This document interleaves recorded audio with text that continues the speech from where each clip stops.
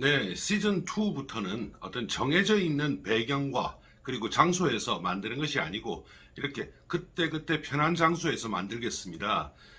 사실은 그동안 제가 이제 신분 변동이 조금 있었고 그래서 이곳저곳을 이제 많이 돌아다니는 일을 하고 있습니다.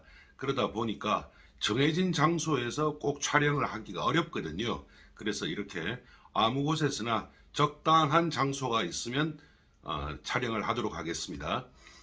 한국 전쟁에 대해서 말씀드린다고 제가 얘기했죠.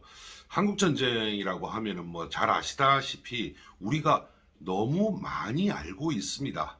뭐 1950년 6월 25일 날 새벽 4시에 그날 일요일이었다. 새벽 4시에 뭐 북한군이 전격 남침을 했다. 그렇게 해서 뭐 3일 후에 서울을 점령당하고 그 다음에 미군이 개입을 했는데 낙동강 방어선까지 밀리고 그리고 나서 인천 상륙 작전을 통해서 전세가 뒤집히고 그렇게 해서 같은 해 1950년 10월 26일에는 압록강 초산진까지 국군 부대가 뭐 진격을 했다. 그런데 이미 그 전에 중공군, 지금은 뭐 중국군이라고 부릅니다만은 중공군이 개입을 했고 그것 때문에 다시 서울을 내주고 또 뭐 흥남철수가 있었고 그 이후에 다시 이제 서울은 되찾고 옛날 38선과 비슷한 위치에 있는 휴전선에서 전쟁이 뭐 종료되었다. 뭐 이런 내용 다 아시지 않습니까? 그래서 그런 내용을 얘기하는 것은 별 의미가 없습니다. 그래서 이 시리즈는 원래 그랬던 것처럼 정확한 데이터 그리고 정확한 역사적 자료를 통해 가지고 한국 전쟁의 본질에 대해서 접근을 해 보겠습니다. 오늘 이 편에서는 먼저 남침의 결정 요인에 대해서 한번 알아보겠습니다.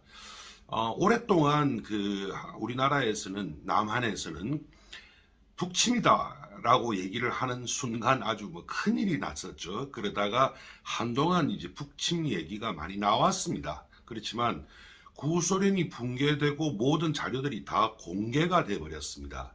그러니까 이제 북침이다라고 얘기할 근거는 없어졌습니다. 그러다 보니까 뭐 남침 유도설까지 나오는 상황인데 그런 복잡한 얘기는 사실상 오늘날 그 말을 하는 사람들의 정치적인 이익이 걸려 있는 얘기입니다. 그래서 별 의미가 없습니다. 일단 남침을 했던 것은 즉 북에서 남으로 침공을 했던 것은 정확한 사실이거든요. 그러면 그 당시 북한군이 어떻게 남침을 하게 되었는가에 대해서 한번 생각을 해봐야 될 겁니다. 당시 북한을 이끌고 있던 지도자라고 하면 대충 한 2명 정도 얘기를 할 수 있죠. 먼저 우리가 잘 아는 김일성이라고 하는 사람이 있었고 그 다음에 그때까지만 하더라도 남로당을 대표한다고 할 수 있는 박헌영이라고 하는 사람이 있었습니다. 두 사람은 아주 대조되는 성격의 두 사람이었습니다. 한쪽은 주로 이제 군 출신입니다. 북한 김일성과 주로 북한 쪽에 있던 사람들이 군 출신들이고요. 그 다음에 또 한쪽은 주로 이론 사회주의자들이었고요. 그래서 그 사람들하고는 좀 결이 다릅니다. 그런데 북한 정권을 만들 때 처음부터 북한군을 만들었던 사람들 겉으로는 대단한 것 같이 지금 포장을 하지만 실질적으로 그 사람들이 어느 정도 수준의 군사적인 경험을 가졌던가는 얘기가 다르거든요.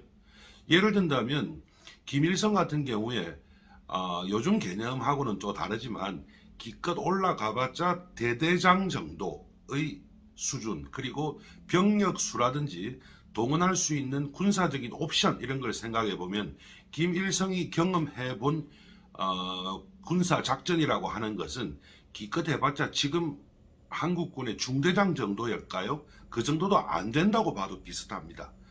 그리고 그 외에 예를 들면 최용건이라든지 또 뭐 그 외에 강건이라든지 이런 사람들이 있었습니다만은 그런 사람들도 실제로 중국 팔로군에서 이 사람들이 했던 역할이라고 하는 것은 그렇게 대단한 역할이 아닙니다. 즉 국가와 국가의 명운을 완전히 건 전면전을 기획하고 그 다음에 그것을 실행에 옮겨서 승리에까지 이끌고 그 이후 처리까지 할 수 있는 경력을 가졌던 사람들이 아닙니다.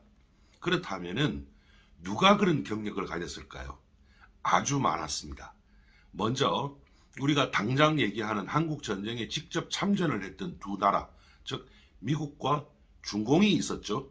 그 다음에 바로 옆에 그 당시에는 전쟁에 지고 나서 힘이 빠져 있었지만 일본이 있었고요. 그 다음에 실질적으로 뒤에서 모든 것을 조종했던 소련이 있었습니다. 이 네 나라에는 전면전, 그것도 세계를 대상으로 하는 대규모의 전면전을 기획하고 실행을 여러 번 했던 사람들이 아주 많았습니다.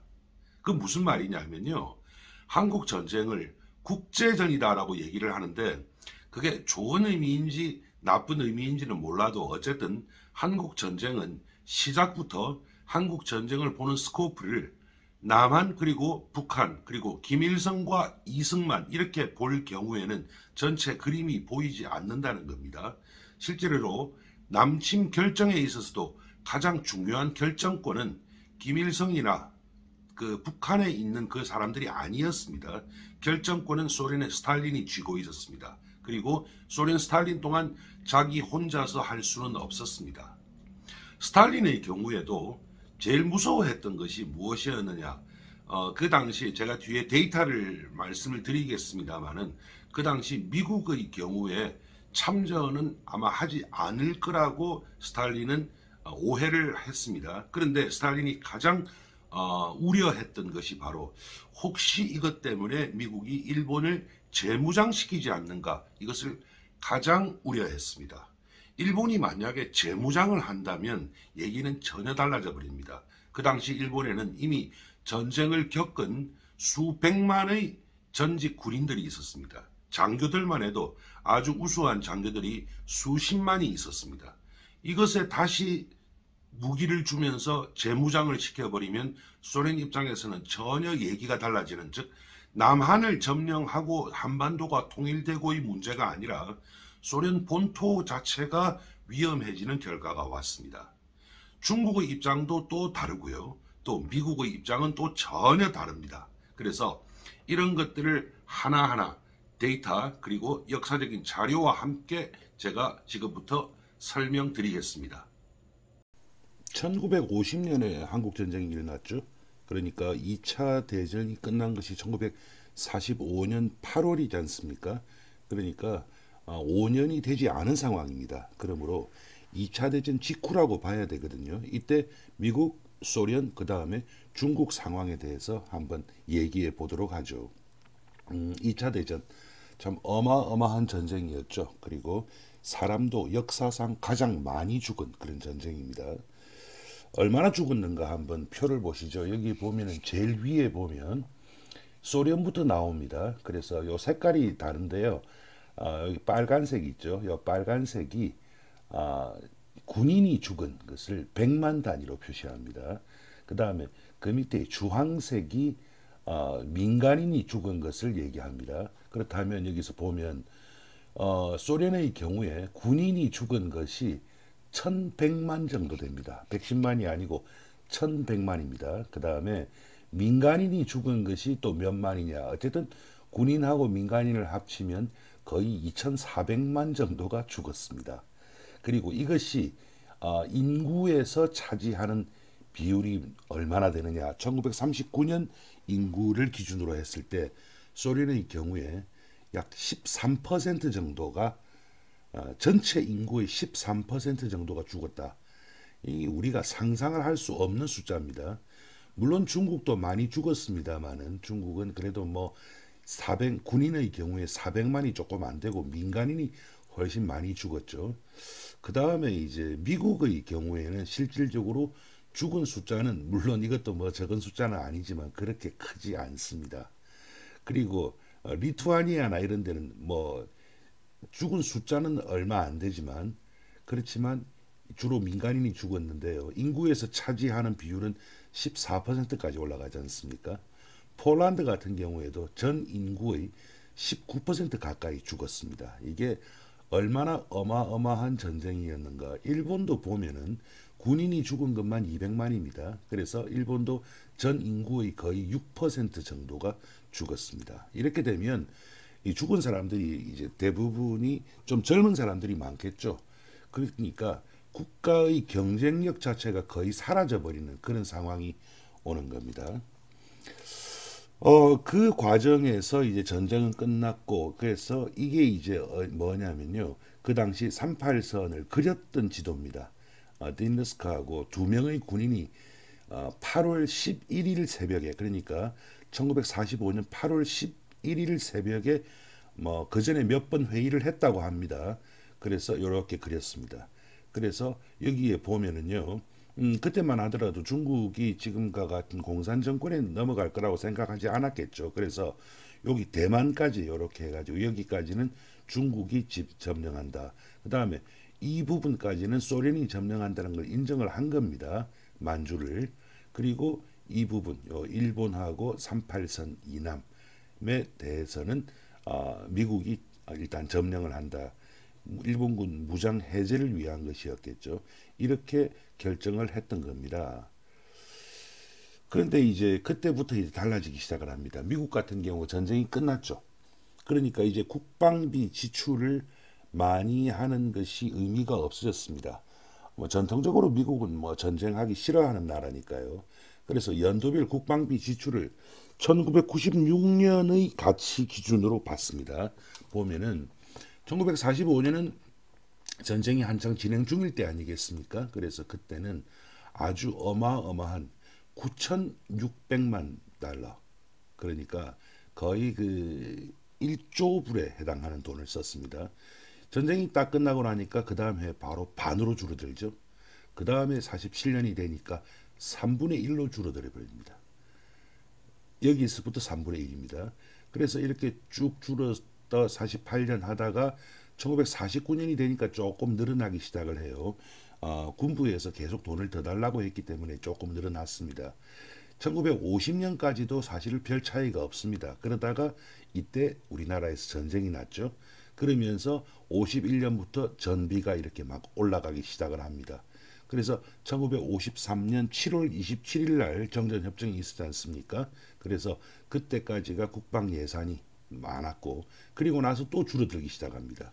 그렇게 해서 전체적으로 이게 보면은요 10억 달러 기준이거든요. 그래서 3천억 달러를 넘지 않으려고 노력을 한다 하는 모습을 이렇게 볼 수 있고, 이게 이제 월남전 때 조금 넘습니다. 그러다가 또 줄어들고 뭐 이런 상황입니다.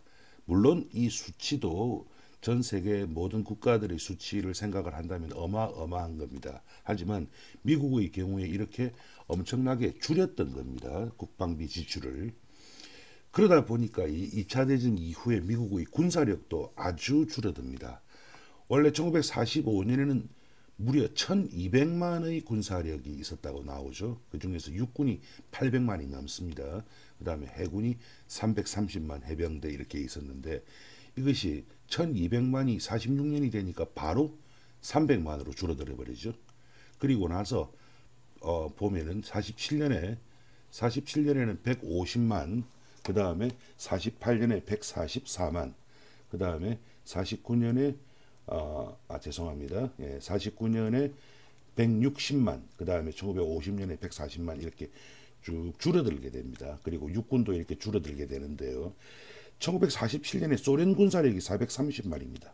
그러니까 숫자로서는 되지 않는 상황이 왔습니다. 그렇게 해서 미국은 그 당시에 핵무기에 의존할 수밖에 없는 것입니다. 그러면 미국의 경우에 이 핵을 통한 군사적 억지력이 상실되면 어떻게 되죠? 전혀 힘을 쓸 수 없는 군대가 되어버리는 겁니다. 그래서 1950년 6월 딱 전쟁이 났을 때 각 군별 병력을 보면, 여기 보면 좀 이상한 개념이 나오는데요. 하나가 여기 인가병력이라고 하는 게 나오고요. 그 다음에 실제병력이라고 하는 게 나옵니다. 인가병력이라고 하는 것은 미 의회에서 예산을 책정할 때 군대를 어디까지 가져도 좋다라고 하는 것을 얘기합니다. 그래서 200만까지 가져도 좋다라고 해서 예산은 줬는데, 행정부에서 이거를 넘어서 할 수는 없지만 줄여서 할 수는 있습니다. 그래서 실제 병력은 150만이 안 되는 146만, 그래서 50만 이상이 과부족 상황이었습니다. 그런데 그 당시에 메가더, 이 사람이 메가더인데요. 메가더가 직접 통제하고 있던 미국 극동군 병력, 이 극동군이 그 당시 요코하마에 있었습니다. 일본에. 47년에는 30만이었는데 전쟁이 딱 터질 때는 10만 5천, 3분의 1 정도로 줄여버리는 그런 상황이 오고 있었던 겁니다. 그래서 그 당시에 미국 육군이 어떻게 병력 배치를 하고 있었는가 보면요. 극동에 10만 5천이라고 했는데 이게 그렇게 작은 숫자는 아닙니다. 본토에 36만, 본토에 많은 것은 당연하죠. 그 다음에 독일에 8만이 있었습니다. 그 다음에 오스트리아에 9,500명, 그 다음에 트리에스테, 이거는 이제 나중에 설명드릴 철의 장벽 때문에 트리에스테에 4,800명 정도 있었고, 그 외에 알래스카는 사실 미국 본토라고 얘기하기는 어렵지만은 미국 땅이거든요. 거기도 7,500명밖에 없었습니다. 그러니까 극동에 있는 10만 5천이라고 하는 숫자가 그렇게 작은 숫자는 아니었지만, 하지만 그 당시 이 주변에 있던 다른 국가들의 군사력을 생각한다면 그다지 큰 숫자가 아니다라고 하는 것을 우리가 알 수 있습니다. 2차 대전이 끝이 나면서 지금 이 5개 나라의 국기가 나올 겁니다. 지금 이게 보면 이게 독일이고, 그 다음에 영국이고, 요 일본이죠. 그 다음에 여기 이태리고, 이게 프랑스입니다. 앞에 왼쪽에 있는 3개 국가들이 어차피 뭐 전쟁에서 패배한 패전국들입니다. 그러니까 얘기할 필요가 없고, 옆에 영국하고 그 다음에 이 프랑스, 여기는 전승국들이거든요. 하지만 이 나라도 워낙 그 국력을 많이 소비를 해서 이 5개 나라를 이른바 이제 이류 국가, countries of second ranks라고 얘기를 합니다. 이류 국가로 전락을 해버립니다. 그러면 이 국가들이 이류 국가로 전락을 했을 때 인류 국가가 누구냐 하는 것이 중요해지는 시점이죠. 물론 미국은 인류 국가 맞습니다. 그러면 그 다음은 어떤 나라냐? 바로 소련이었습니다. 소련이 그 당시 아직 경제적으로는 많이 힘든 상황이었지만 뭐 워낙 그 군사력이 막강했기 때문에 소련이 이렇게 인류 국가로 올라서는 결과를 가져오게 된 겁니다. 이렇게 되니까 국가라고 하는 것은 뭐 소련만 그런 것이 아니고 어느 나라나 그런데 힘이 생기면 당연히 확장하고 싶어 합니다. 그래서 제일 먼저 확장한 곳이 지금 여기 보이는 동유럽입니다. 그래서 여기 이제 러시아가 이제 소련을 그 전부터 형성하고 있었죠. 그런데 여기에 보면은 에스토니아, 라트비아, 리투아니아 해서 여기까지가 이제 우리가 일반적으로 얘기를 하는 발트 3국. 그 다음에 여기가 이제 뭐냐면요. 원래 독일 땅이었죠. 예, 그 동프로이센이라고 하는 곳이었는데 카리닝그라드를 중심으로 해서 요것도 소련이 가져갑니다. 그 다음에 벨라루시, 우크라이나, 몰도바 여기까지가 소련을 형성하게 되고요. 색깔이 좀 연한 부분이 위성국들입니다. 그래서 폴란드, 그 다음에 동독, 체코, 그 당시 체코슬로바키아입니다. 헝가리, 루마니아, 불가리아까지입니다. 유고슬라비아도 당연히 그게 됐습니다. 유고슬라비아도 공산화됐습니다만은 여기는 소련의 위성국으로 보지는 않습니다. 상당히 독자적인 노선을 가지고 있던.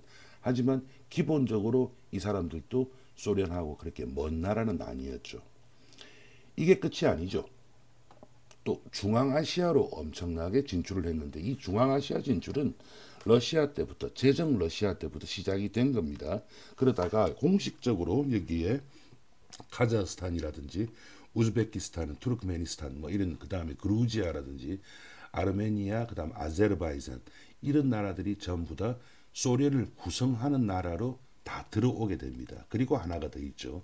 지금 지도에는 안 보입니다만은 북한, 그 다음에 여기에서 잘 안 보이게 지금 나와 있습니다만은 여기에 있는 몽고 이런 나라들이 소련의 위성국이 되게 되는 겁니다. 이렇게 소련이 확장 일로를 걷게 됩니다. 그러면서 이제 소련이 드디어 이제 냉전 시대로 접어들면서 서방 국가들하고 이른바 1대1로 붙을 수 있는 힘을 갖추게 됩니다. 그것이 바로 이제 여기 발트해에서 아드리아해까지 이렇게 하얀 선으로 이렇게 쭉 해서 이걸 아이언 커튼, 그러니까 철의 장막이라고 얘기를 합니다. 이렇게 해서 동서가 대립되는 그러한 상황이 오게 되는 겁니다. 그래서 1945년에 이제 소련 극동과에서 한반도 내 우호적인 국가를 수립해야 한다라고 하는 것을 발표하는데요. 이 작성을 했습니다. 이 작성이 맞는가 싶어서 제가 여러 군데서 확인을 했습니다. 그러니까 한번 읽어보죠.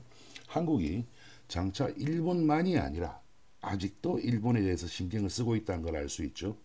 극동으로부터 소련의 압박을 가하려는 임의의 다른 강대국은 사실 미국밖에 없습니다.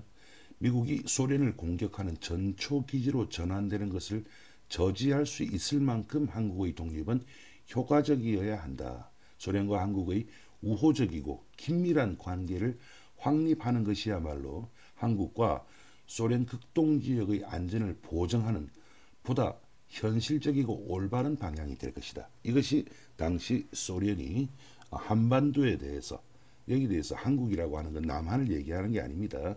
한반도 전체를 얘기하는 것인데요.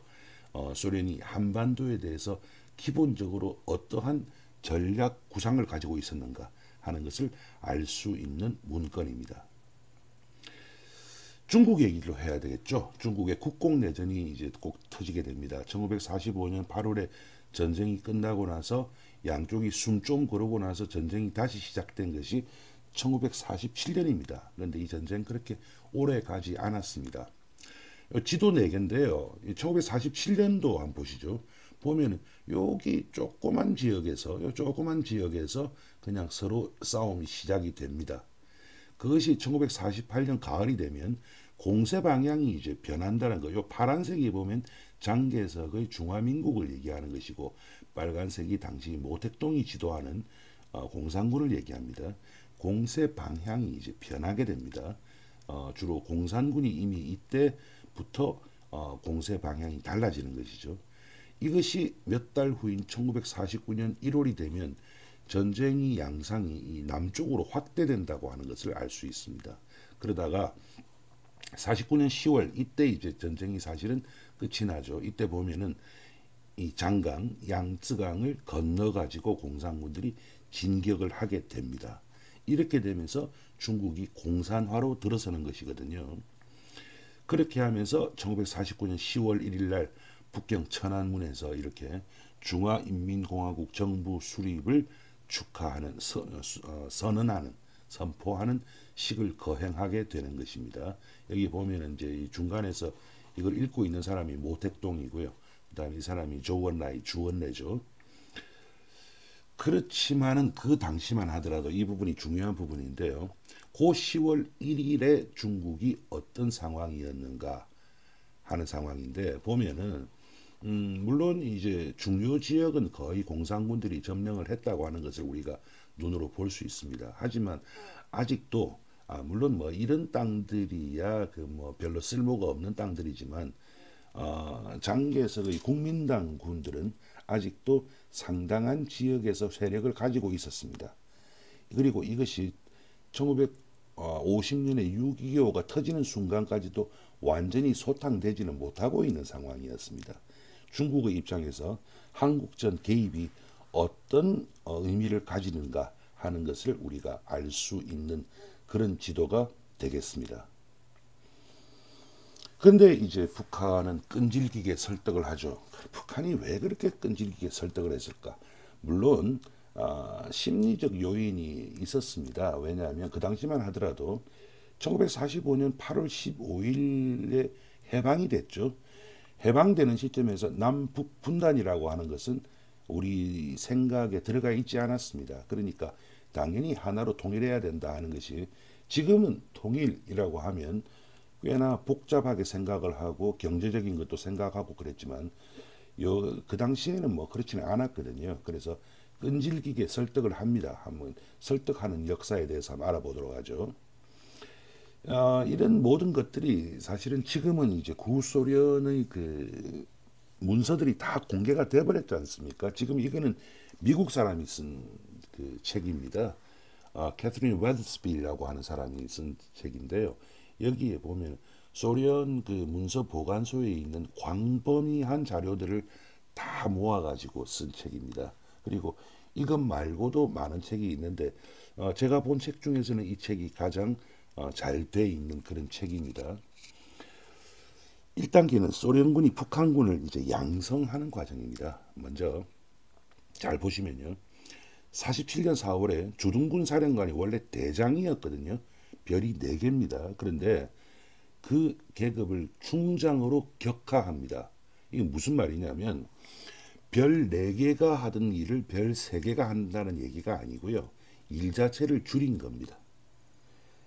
그리고 47년 9월 몇 달 후죠. 북조선 인민집단군을 창설했는데 그때까지만 해도 소련군이 4만 명이 잔류를 하고 있었고 그 다음 해 6월에 되니까 주둔군 사령관은 이제 아예 별 2개로 격하를 해버립니다.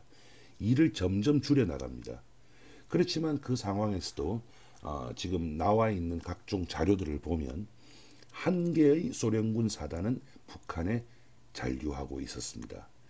그러다가 48년 12월이 되면서 소련군이 군사 고문단을 북한에 파견한다라는 결정을 합니다.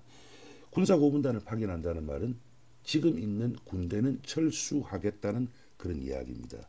하지만 즉시 49년 1월부터 소련군에 의해서 북한군을 정규 편성을 하고 그전에는 소련군의 보조로 있었거든요. 그러다가 이제 북한군이 정규 편성이 되고 또 전투 훈련이 시작이 됩니다. 상당히 광범위한 전투 훈련이 있었습니다. 이것이 제가 보는 1단계입니다. 2단계입니다. 이제 북한 군사력 증강을 지원하겠다. 이건 북한에서 먼저 얘기를 했어요. 그 당시에 이제 남한에서 국방경비대 창설하고 하니까 북한 입장에서 우리가 대비를 해야 된다라는 얘기였습니다. 물론 그 당시에 남한의 군대가 보잘것 없었거든요. 다 알고 있었습니다. 하지만 이것을 계기로 군사력 증강 지원을 위해서 1949년 2월에 김일성이 모스크바에 갔고 3월 3일 날 스탈린을 만납니다. 여기서 이것 지원해 주세요, 저것 지원해 주세요 해서 광범위하게 협의를 합니다. 그런데 그 자리에 그때 갔던 사람이 김일성 혼자 간 게 아니고 김일성하고 박헌영이 같이 갔습니다. 같이 가가지고 무력으로 선제 공격을 하겠다라고 의사를 표명을 하니까 스탈린이 반대 의사를 표명합니다.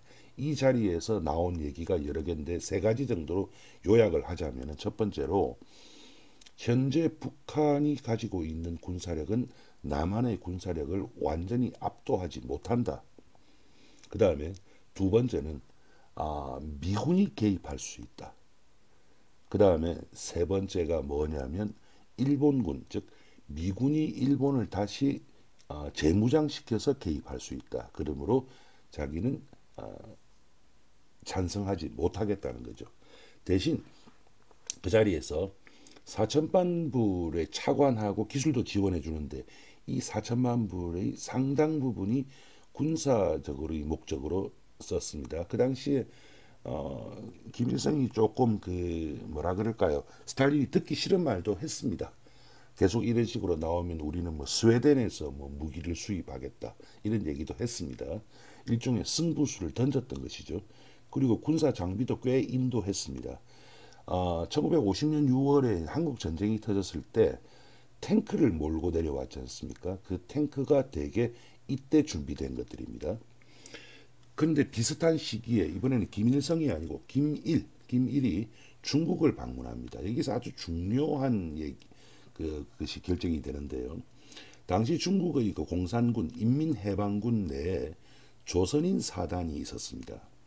49년 4월이면 아직 국공내전이 끝나기 전이었고요. 그래서 중국의 모택동 입장에서도 상황이 정리되기 전이었거든요. 그런데 이때 조선인 사단이 그 당시 한 2개 사단 정도의 병력이 있었습니다. 그거를 북한에 주겠다라고 했습니다.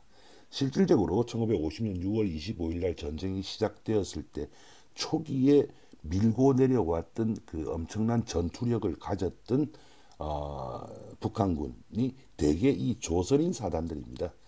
실전 경험이 아주 많은 사단들이죠. 아무나 전쟁을 할 수 있는 건 아니거든요. 여기서 또 모택동이 상당히 재미있는 얘기를 합니다. 모택동은 물론 공개 언급이라고 제가 썼습니다마는 그 자리에서 그 즉시 공개된 건 아니고 나중에 공개된 것인데 대놓고 얘기를 합니다. 일본군이 올라올지도 모른다. 그러면 일본군은 우리 중국군이 상대하도록 하겠다라고 뭐 반쯤은 농담으로 이렇게 얘기를 하게 됩니다. 그러니까 지금 소련도 그렇고 중국도 그렇고 당시 일본의 재무장이라고 하는 것에 대해서 부쩍 신경을 쓰고 있다라고 하는 사실을 우리가 알 수 있죠. 그렇지만 비슷한 시기 1949년 9월에 스탈린이 뭐라고 하느냐면 그런 거 하지 말고, 즉 전쟁하지 말고 민주 기지를 강화하라. 남한 내에 빨치산 활동 같은 거 이런 것들 열심히 해라. 지금 전쟁할 상황이 아니다. 이건 어디까지나 미군을 걱정해서 그렇습니다. 당시 아무리 뭐 미국이 국방력을 이제 줄이고 있었다고는 하지만 그래도 미국하고 상대할 수 있는 국가는 없었거든요. 그렇기 때문에 남한 내 빨치산 활동이 나면서 때를 기다려라라고 하는 이야기를 스탈린이 지시합니다. 그러니까 북한으로서는 김일성이나 박헌영으로서는 좀 억울하지만 어쩔 수가 없었던 겁니다. 이 정도 되니까 이제 북한에서 아주 이제 구체적으로 제안을 합니다. 뭐 전면전을 하겠다라고 하니까 좋은 얘기를 안 하거든요. 그러니까 뭔가 괜찮은 제안을 하겠다라고 했던 거죠. 그러니까 첫 번째 했던 것이 1949년 8월에 당시 스티코프가 원래 이제 점령군 사령관으로 왔다가 그 당시에 주 북한 소련 대사였습니다. 이 사람이 이제 소련에 잠시 들어가는 일이 있었어요. 그때 가서 말 좀 전해달라라고 하면서 옹진반도 작전을 하겠다. 자, 이게 38선입니다. 지금은 휴전선으로 이렇게 잘라져 있지만은 그 당시에는 이게 38선이지 않습니까? 그래서 개성, 연백평야, 그다음에 옹진반도 이것은 남한 땅이었습니다. 그러면 갑자기 옹진반도 이거를 이제 점령을 하겠다. 그러면 이건 점령은 쉬울 것이고 그렇게 하면은 남한의 군대는 이쪽으로 몰려올 것인데 이거를 격퇴하면서 그 사이에 개성과 연백평야 여기까지 점령을 하겠다라고 하면서 뭐라고 했느냐면 이렇게 하면 군사적 대치 상황에서 120km가 줄어든다라고 제안을 합니다. 상당히 괜찮은 제안이죠. 120km면 많은 비용이 들어가는 군사적 대치 상황이지 않습니까? 그런데 이것 또한 스탈린이 싫다고 했습니다.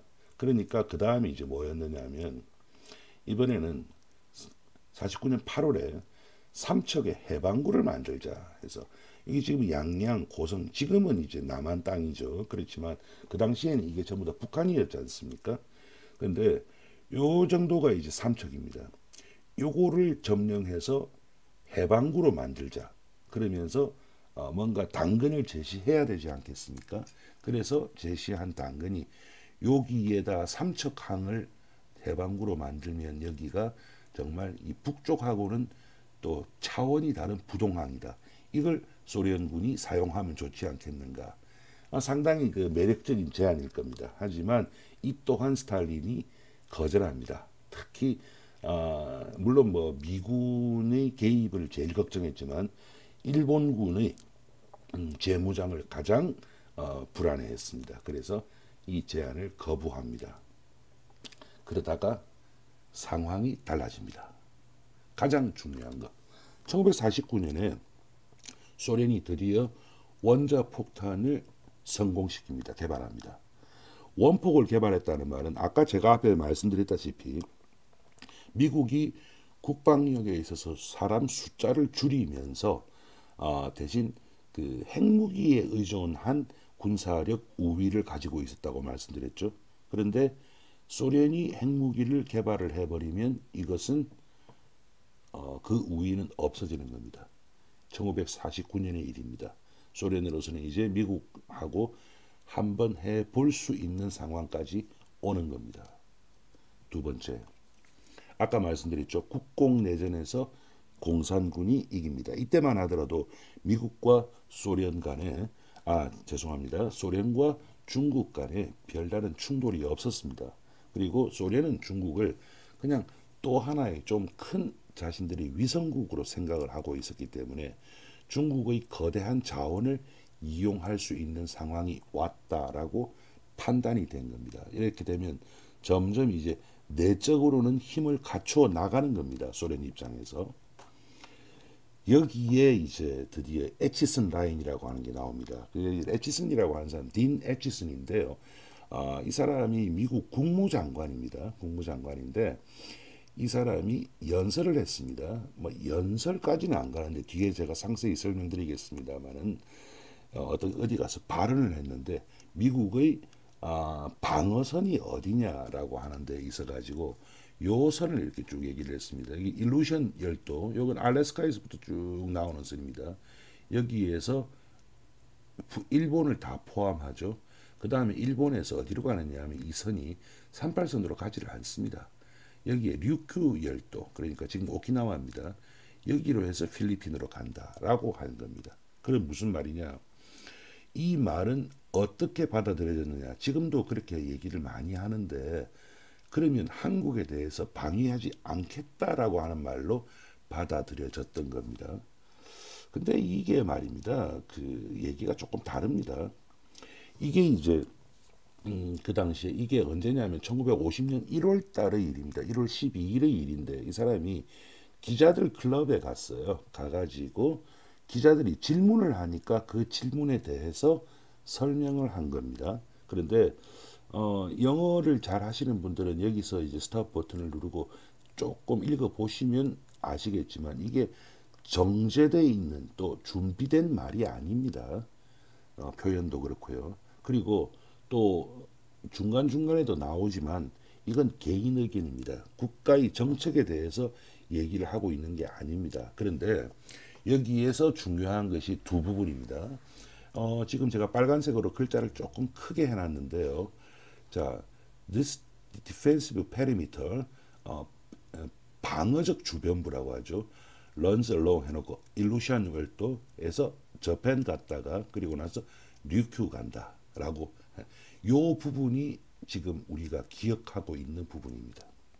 그래서 여기에서 한국이 제외되었다라고 하는 것이 우리가 기억하는 부분인데 여기 보면은 이제 밑에 또 다른 얘기가 있어요. So far as the military security of other areas in the Pacific is concerned. 그러니까 태평양에서 다른 곳의 군사적 안보에 있어서는 it must be clear that no person can guarantee these areas against military attack.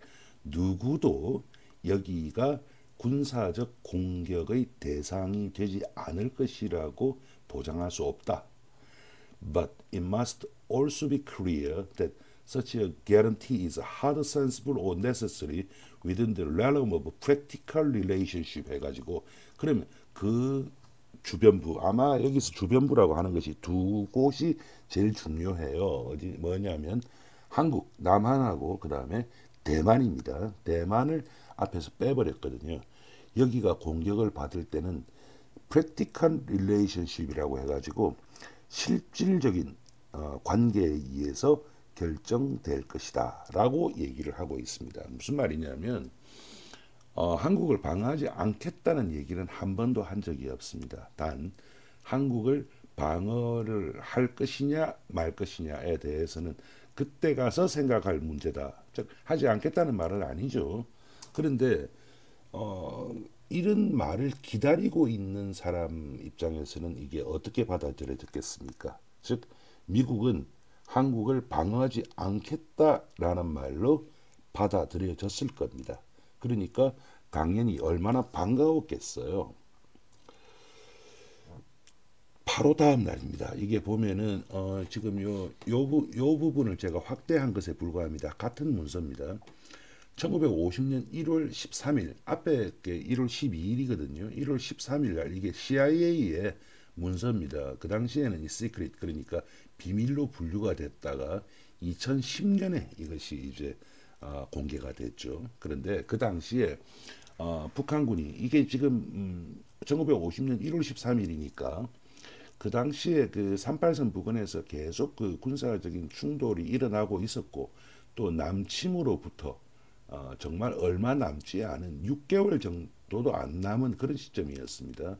그런데 여기에 보면 코리아라고 해서 여기 쭉 해서 이 앞에 부분은 지금 뭐라고 되어 있느냐면 북한군이 계속 증원하고 38선 쪽으로 이동하고 있다라고 해놓고 여기에 Despite this increase in North Korean military strength, the possibility of an invasion of South Korea is unlikely라고 되어 있습니다. 무슨 말이냐면 그 북한군이 힘을 키우고 있다는 것은 알지만 그럼에도 불구하고 남한을 침략할 가능성은 unlikely 별로 없다라고 딱 보고서가 올라갑니다.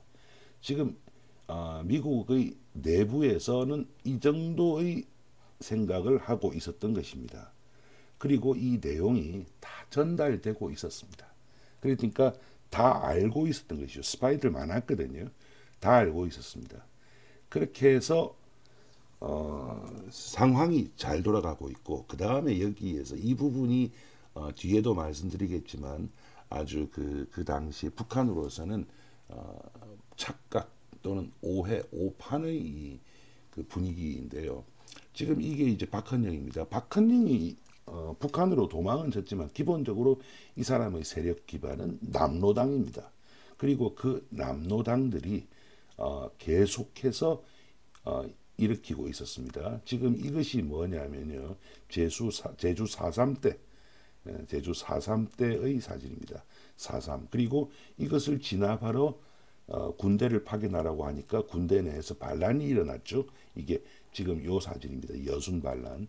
그 다음에 여기에서 도망을 친 사람들이 빨치산으로 이렇게 넘어갔는데 사실은 지금 이 사진은 그 이후 1950년 이후의 빨치산입니다만은 이때 이미 지리산이라든지 이쪽으로 빨치산들이 넘어갔습니다. 이게 이제 오해인데요. 그 당시에 이제 박헌영도 그렇고 김일성도 그렇게 생각했습니다. 그래서 자기들이 딱 전쟁을 시작만 하면은 남한에서 최소한 20만 정도의 남로당원들이 일어나 가지고 합세할 것이다. 그러면 쉽다. 그러면 남로당이 뭘 하는가? 그건 뒤에 말씀드리겠습니다. 이렇게 판단을 했습니다. 그런데 현실적으로는 달랐습니다. 원래 남로당이 동원할 수 있었던 사람 숫자의 한계가 원래도 그렇게 많지는 않았습니다. 7천에서 10,000명 정도였고요.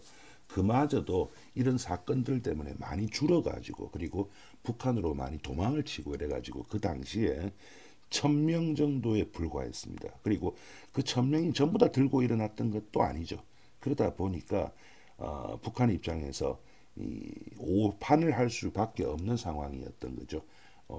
북한에서는 그런 걸 모르고 있었거든요. 그렇게 숫자가 줄어버렸다고 하는 것을. 그렇지만 남침은 이제 계획을 세우기 시작을 합니다. 제가 앞에서 말씀드렸다시피 군사적 작전을 계획을 세우는 것을 아무나 할 수 있는 것이 아닙니다. 그래서 1950년 4월 15일에 그 당시에 이제 주둔군 사령관 고작 별 2개였죠.